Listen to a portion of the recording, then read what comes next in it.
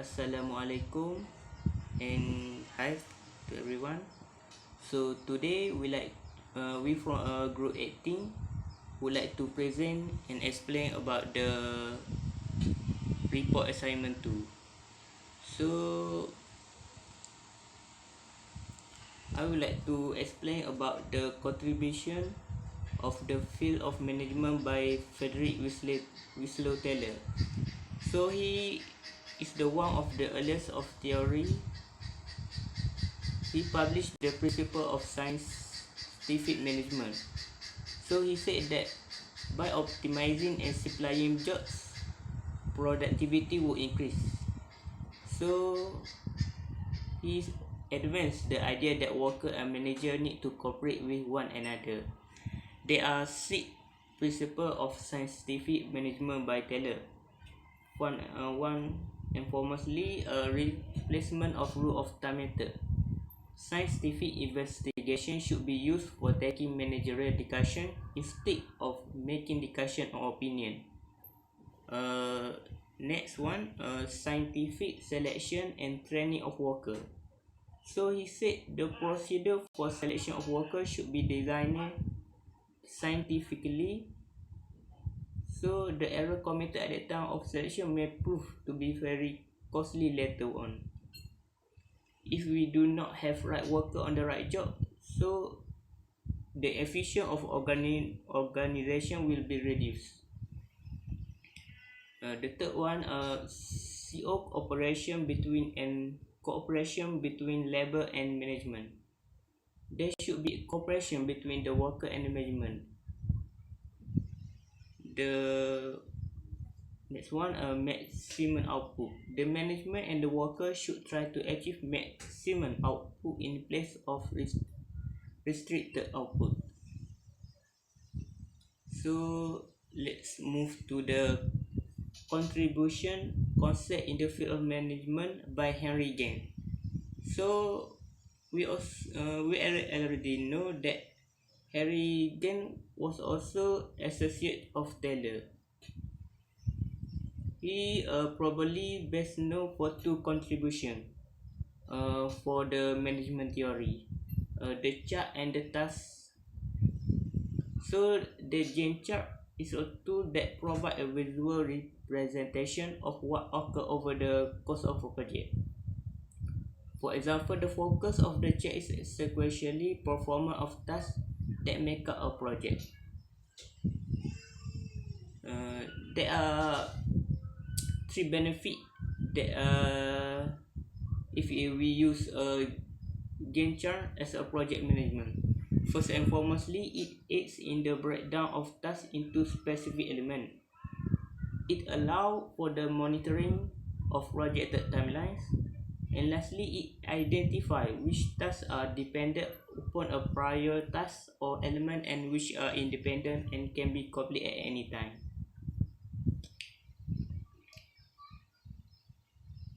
When we use a Gann chart for the project management, we know what's going on in your project. So we can improve communication and cohesion. We also can avoid resources and overlap.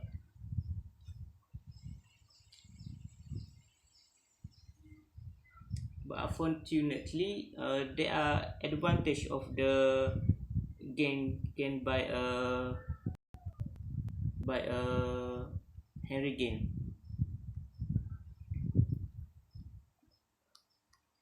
First advantage, they can become extraordinarily complex.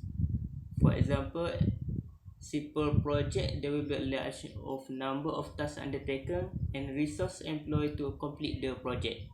The next one, the size of the bar does not indicate the amount of work. Third one, they need to be constantly updated. Last one, difficult to see on one sheet of paper. So my friend will explain about the next concept. Okay, bye. Hi, Assalamualaikum. My name is Asira binti Nafi. My metric number A20A1615. Okay, I will discuss about concept in the field of management Max Weber. First of all, Max Weber was a German sociologist who a pioneer in the field of bureaucracy theory of management, which is the foundation of management in many government and military organizations in the world, which based on strict rules and expect authority guardians. The bureaucratic structure of management is the most rational and logical form of management. Okay, next. Principle of management Max Weber. Okay, actually we have 7 principles of management Max Weber. Firstly, end up focus or in focus mission. Number 2, equality. Number 3, formal roles and norms. Number 4, formal hierarchy structure. Number 5, specialization. Number 6, requirement based on ability and qualification. And lastly, systematic feeling. Okay, for related example, if employee is subject to salary deduction as punishment for a holiday without the notice of their superiors, then the punishment must be the same as that of another employee who commit the same offense. Next, advantage of bureaucracy. Firstly, specialization. A bureaucratic organization provides the advantage of specialization because every member is assigned a specialist task performed. Number 2, structure, and number 3, predictability. The raw regulation, specialization, structure, and training import predictability, and they be ensure stability in the organization. Okay, for this advantage of bureaucracy, first, rigidity. Law and regulation in a bureaucracy are often rigid and inflexible. Rigid complaints with a law and regulation discourage initiative and creativity. Number 2, goal displacement, and number 3, impersonality. A bureaucratic organization stress management mechanical way of doing things. So, conclusions. Despite all its restriction, bureaucracy has become an important theory in present-day management. If the negative aspect of the theory, such as inflexibility and strict organizational hierarchy and reconcile, then it can be very effective and can help an organization attain organizational goal and achieve maximum output. Okay, that's all from me. Thank you. Assalamualaikum warahmatullahi wabarakatuh, and hi everyone. My name is Syifa binti Shamsudin and my metric number is A20A1792. Okay, now let's proceed the concept of field management by Henry Fayol. Let's begin. Who is Henry Fayol? Henry Fayol is an engineer for a mining firm and was a Frenchman born in 1841. He transformed the company's fortunes from near bankruptcy to high profitability.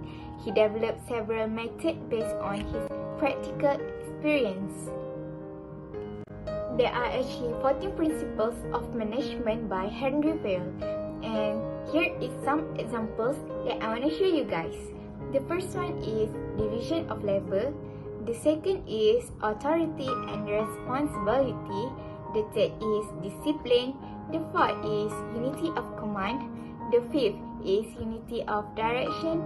And that is all can increase productivity that is cheaper to produce a good.